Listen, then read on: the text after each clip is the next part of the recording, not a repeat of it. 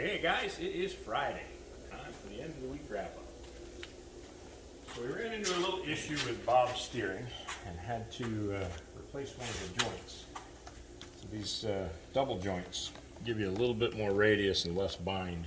So I had to put that down here in the bottom to eliminate some of the angle on that box.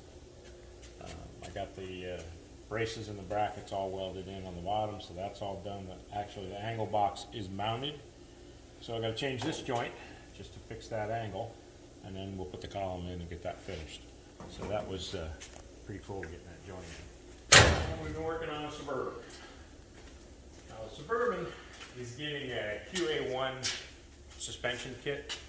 Comes with tubular upper and lower control arms, coilover shocks. And in order to put this kit on, you have to remove this plate, which is your upper control arm plate. And that's no longer necessary. This has to be cut out. You have to oblong a couple of holes to get it to fit. But it has a really neat looking upper control arm mount that goes in its place. Now, if there's anybody that's interested in doing one of these kits, I will kind of go through it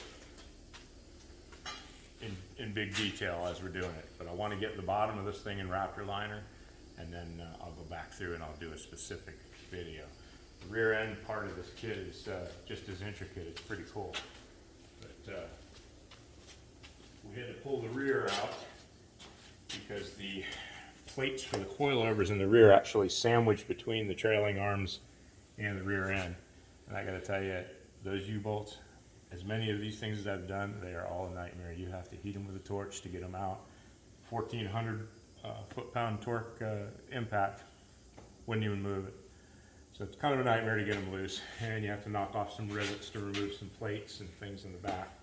And like I said, if you're interested in this kit, I will do a really detailed video on it.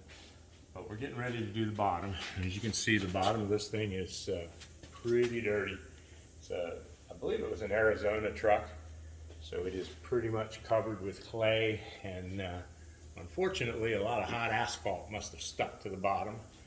So I've been on the needle scraper on the rear end for the better part of the day, but we finally got the rear end looking pretty good. I'm going to get that all painted up, but well, you can see from the floor. You must have went through some hot asphalt, because I mean it was just stuck all over this thing. But you can get a good look from the back. This kit replaces the springs. You no longer have springs on the trailing arm. It gets a coilover, which is mounted off the back, and it gets a full pan-hard system.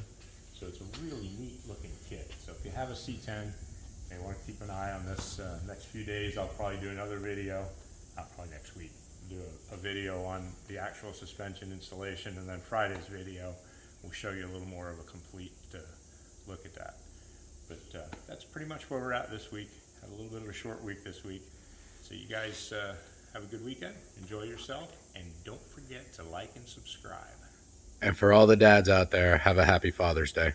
That too.